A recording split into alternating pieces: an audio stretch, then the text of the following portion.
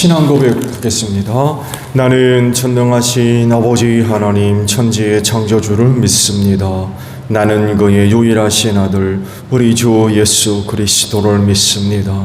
그는 성령으로 잉태되어 동정녀 마리아에게서 나시고 본디오 빌라도에게 고난을 받아 십자가에 못 박혀 죽으시고 장사된 지 사흘 만에 죽은 자 가운데서 다시 살아나셨으며 하늘에 오르시어 전능하신 아버지 하나님 우편에 앉아 계시다가 거기로부터 살아있는 자와 죽은 자를 심판하러 오십니다. 나는 성령을 믿으며 거룩한 공교회와 성도의 교제와 죄를 용서받는 것과 몸의 부활과 영생을 믿습니다. 아멘. 400장 부르시죠.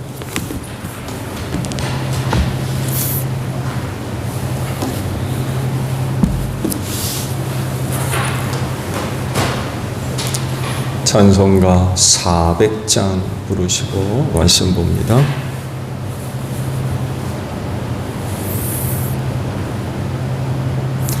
험한 시험불 속에서 나를 건져주시고 노한 풍랑 지나도록 나를 숨겨주소서. 주여 나를 돌보시사 거기 품어주시고 험한 풍파 지나도록 나를 숨겨주소서. 권세 능력 무한하사 모든 시험 이기고 풍랑까지 다스리리 주님 앞에 비오니 주여 나를 돌보시사 거기 품어주시고 험한 풍파 지나도록 나를 숨겨주소서. 죄악길에 빠지니 몸 캄캄한데 헤매며 부르짖는 나의 원 들으소서 내 주여. 주여 나를 돌보시사 거기 품어주시고 험한 풍파 지나도록 나를 숨겨주소서. 아멘. 말씀을 봅니다. 에스라 4장 11절부터 마지막 절까지 봅니다. 에스라 4장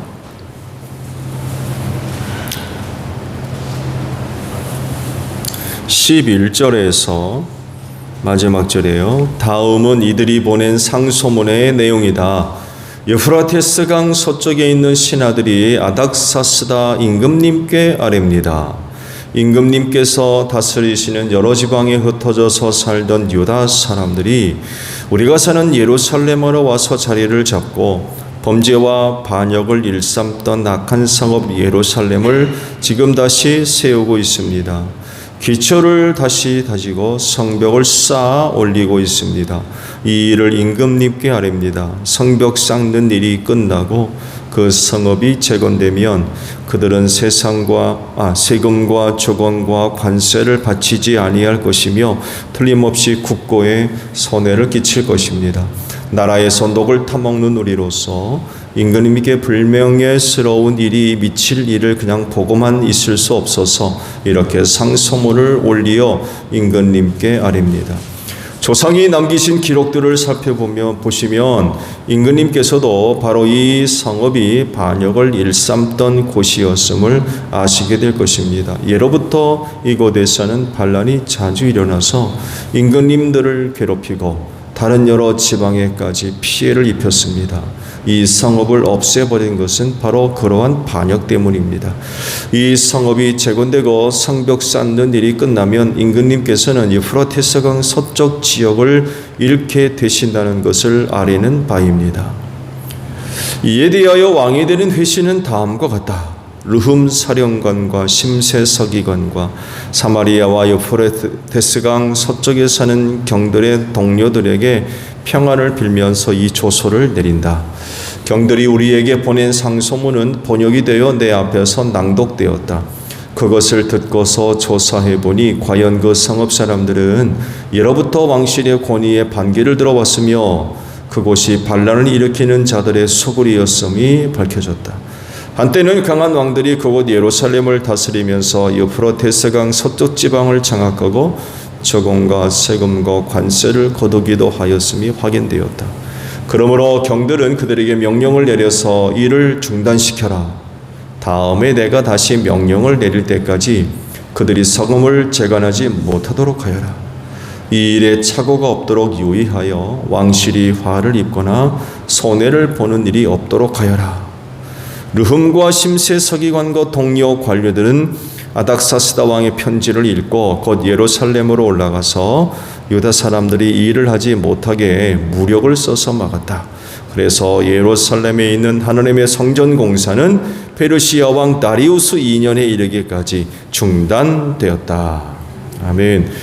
자, 오늘은요 24절의 말씀을 함께 나눠 보려고 합니다. 24절의 말씀 보면 그래서 예루살렘에 있는 하나님의 성전 공사는 페르시아 왕 다리우스 2년에 이르기까지 중단되었다라는 말씀이에요. 신앙생활하는 분들이라고 하면 거기에 도움이 될 수 있는 것들을 가까이 해야 되겠죠. 신앙의 그 중요성을 알기 때문에 그렇습니다. 그거 해도 그만 안 해도 그만. 그렇다고 그러면 도움이 되는 일에도 그닥 그렇게 신경을 쓰겠습니까? 그렇지만 하나님을 믿는 그 신앙생활이 너무나 소중하고 중요하다는 것을 알기 때문에 거기에 도움이 될 수 있는 곳이라고 하면 가까이 하지요. 가장 기본적으로 예배가 아마 그 신앙생활에 큰 도움이 될 겁니다. 예배 없는 신앙생활은 생각할 수 없죠. 신앙생활에 크게 도움이 될 수 있는 것 대표적인 게 아마 그 예배일 겁니다. 물론 이거 예배 안에 여러 가지 요소들이 포함되어 있죠. 기도하는 일, 또 사역하는 일들, 여러 가지 많은 것들이 다 거기에 포함이 되어져 있죠. 이런 몇 가지 것들에 힘을 기울이면 틀림없이 신앙적으로 도움이 됩니다. 성숙되고 성장되는 그런 그 결과들을 얻게 될 겁니다.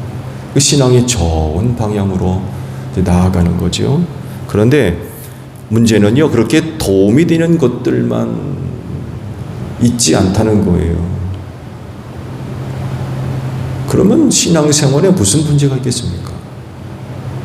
그렇지 않기 때문에 이제 문제들이 나타나는 거죠. 신앙생활에 독이 되는, 전혀 도움이 되지 않는 여러 가지 또 많은 것들이 있죠.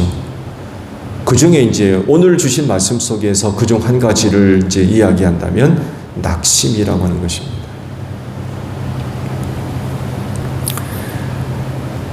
그리스도인들에게 발생하는 낙심. 그건 어떤 것일까요? 성경에서도 그 예를 많이 찾아볼 수 있죠. 좋은 예로 아브라함에서 그 모습을 찾아본다 그러면 잘 살고 있는 사람에게 갑자기 나타나셔가지고 내가 지시할 땅으로 가라 그러세요. 내가 너를 복주고 창대하겠다. 너로 인하여 이방인이 복받도록 하겠다. 가라. 그것이 가나안이죠. 그러면 그 다음에 어떤 일이 전개되어야 되겠습니까? 하나님이 그렇게 지시하시고 하셨다면 그 뒤부터 일어나는 일은 생각할 것도 없죠. 근데 무슨 일이 벌어져요? 그 땅에 기근이 살 수가 없어가지고 이집트로 내려가야만 하는 그런 그 기근이 임하게 됐죠. 이런 일이 바로 낙심케 하는 것입니다. 그런 일이라고 그러면 그 다음부터는 대로가 열리는, 평평 대로가 열리는, 거치는 것 하나 없고 방해되는 것 하나 없고 그냥 뭐 앞길 환히 열리는, 하는 것마다 잘 되고 형통하고 그래야 되잖아요. 근데 기근이 임해가지고 얼마나 심각했으면은 이집트로 내려가야만 할 정도의 기근이 임했습니까? 일반적으로 그런 경우라고 그러면 기근 절대로 있으면 안 됩니다. 왜? 하나님이 가라고 하신 거 아닙니까? 그거 하나님의 뜻이고 명령이고 방법이고 계획이고 뜻이에요. 그거 아브라함이 좋다고 그래가지고 가나안으로 놓은 거 아닙니다. 하나님이 가라고 그래서 한 거예요. 그러면 잘 돼야죠. 일이 잘 돼야 되잖아요. 무슨 기근입니까?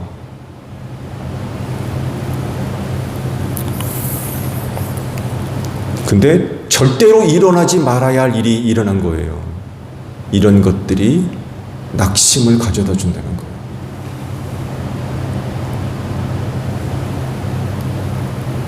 그래서 신앙생활 중에서 발생하는 이런 그 낙심을 잘 극복해야 돼요. 이겨야 되는 거죠. 그렇지 않으면 심각한 결과가 나타날 수 있습니다. 신앙생활 지속하기 힘들다는 거죠. 그래서 이제 나오는 얘기가 말씀을 드렸었죠. 사탄이 가판대를 버려놓고 물건을 파는데 가장 비싸게 파는 게 있더라고요. 지나가다가 야 이게 뭐냐라고 물어봤더니만 낙심이더래요. 낙심. 그 낙심이 신앙생활하는 사람들에게 얼마나 그 치명적인가를 이 예화 속에서 단적으로 이야기를 해주고 있습니다. 그래서 신앙생활하는 그리스도인은 이 낙심하지 않도록 해야 됩니다. 낙심하는 일이 없도록 해야 돼요. 혹 낙심 안 하더라도 극복해내야 됩니다. 오늘 주신 그 말씀 속에서 바로 이 낙심 이야기를 찾아낼 수가 있어요. 남유다 땅에 자리를 잡고 있던 이방인들이 본격적으로 저항을 해서 성전 건축이 중단돼 버렸습니다. 아닥사스다 왕에게 상소문을 올려가지고 온갖 모함을 다 해가지고는 결국 성전 짓는 일이 중단돼 버렸어요. 여러분 그 시기가 자그마치 약 16년입니다. 16년 동안 성전 짓는 일이 중단돼 버렸어요. 짧지 않은 시간이죠. 16년 하면 짧은 시간이 아닙니다. 고국으로 돌아올 때부터 남유다 백성들은 참 희망에 찼습니다. 왜? 하나님께서 선지자를 통하여서 약속하신 게 지금 이루어지거든요. 70년 만에 돌아오리라 라고 하셨던 그 말씀이 지금 이루어지고 있어요. 그러니 얼마나 흥분되겠습니까? 얼마나. 또 고국으로 돌아갔을 때의 기대감, 희망. 그래서 참 열정적으로 시작을 하고 출발을 했습니다. 일단의 과정들이 하나님의 섭리와 주권적인 역사 안에서 지금 이루어지는 일들을 보고 있거든요. 자기 생전에 그 말씀이 성취될 줄을 누가 알았겠습니까?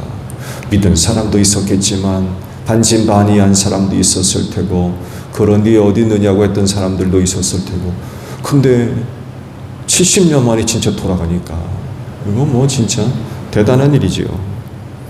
그래서 확신을 가지고 바벨로니아 제국, 아수르 페르시아 제국에서 지금 나오는 거고, 희망을 가지고 남유다에 정착을 하고 모든 것들을 새롭게 출발할 수가 있었던 거죠. 그런데 얼마 가지 않아서 그만 그게 꺾이고 말았어요.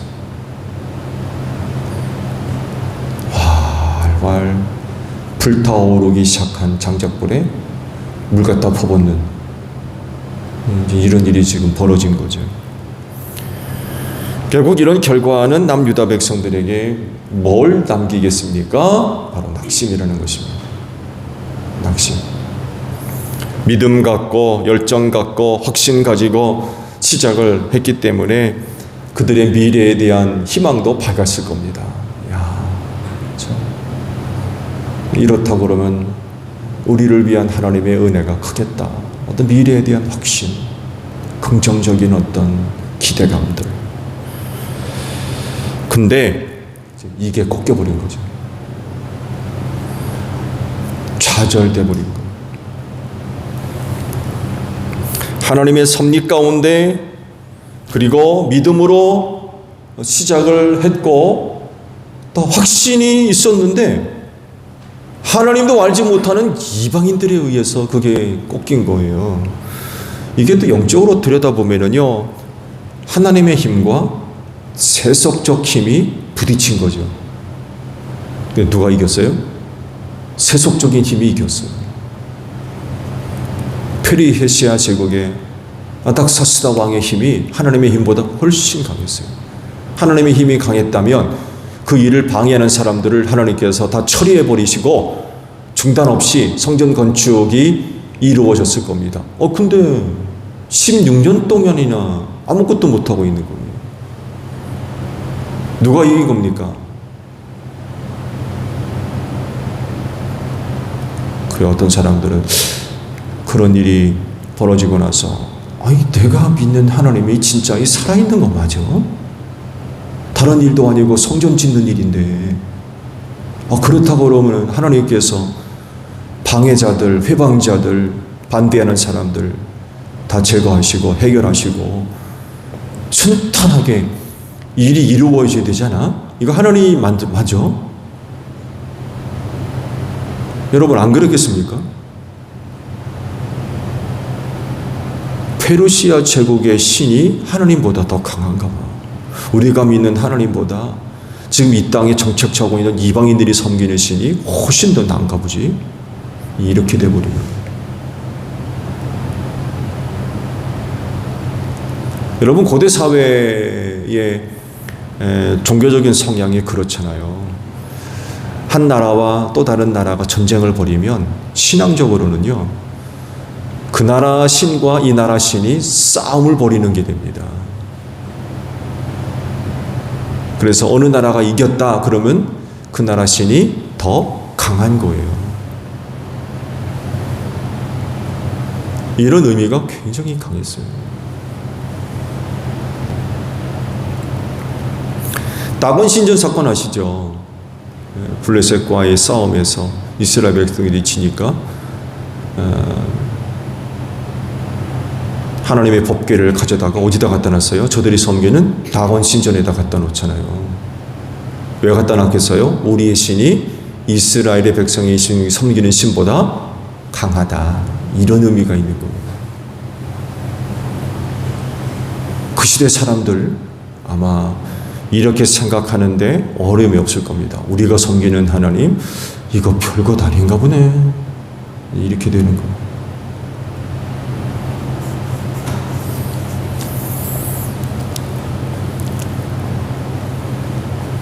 그런데 그런 일은 하나도 일어나지 않고 그만 중단돼 버렸어요. 그러니 그 일에 큰 기대를 하고 있던 사람들이 이거 얼마나 낙심이 되겠습니까?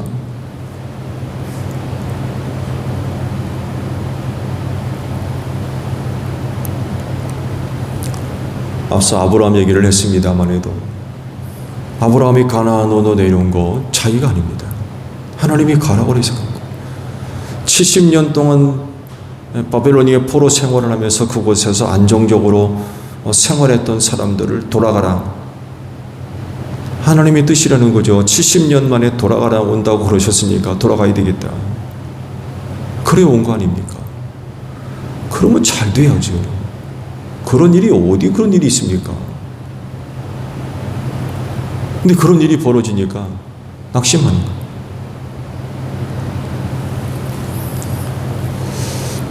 여러분, 낙심하면 안 돼요. 낙심하게 만드는 일들이 많이 있습니다. 그렇지만 낙심하면 안 돼요. 어떤 불리한 일들, 기대하지 않았던 어떤 부정적인 그런 그 일들로 인하여서 여러분의 생각과 여러분의 마음,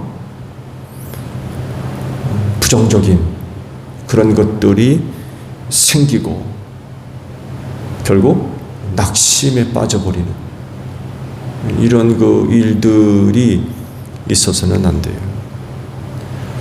어렵지만 하나님으로 인하여 희망을 품고 새로운 날을 기다리는 이런 그 모습들이 있어야 돼요. 지금은 힘들지만 여러분 말씀드린 대로 성전 건축 중단 뒤에 16년이 걸렸습니다.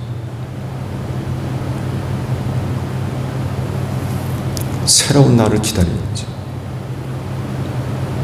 믿음을 가지고 새로운 날을 기다립니다. 지금은 우리 눈앞에 부정적인 그런 일들이 벌어지지만 그러나 하나님의 뜻, 하나님의 계획은 절대로 중단되지 않습니다. 그 어떤 것도 가로막을 수 없어요. 취소시킬 수 없고요. 그렇기 때문에 새로운 날은 반드시 옵니다. 뭐가 필요하겠어요? 낙심하지 않고 믿음을 가지고 새 날을 기다리는 것. 오늘도 아침에 새 마음이 여러분들 가운데 있어지기를 바랍니다. 낙심을 이기시고 믿음을 가지고 새 날을 기다리는 여러분들이 되시기를 바랍니다. 주기도문 합니다. 하늘에 계신 우리 아버지, 아버지의 이름을 거룩하게 하시며 아버지의 나라가 오게 하시며 아버지의 뜻이 하늘에서와 같이 땅에서도 이루어지게 하소서. 오늘 우리에게 일용할 양식을 주시고 우리가 우리에게 잘못한 사람을 용서하여 준 것 같이 우리 죄를 용서하여 주시고 우리를 시험에 빠지지 않게 하시고 악에서 구하소서. 나라와 권능과 영광이 영원히 아버지의 것입니다. 아멘. 기도하겠습니다.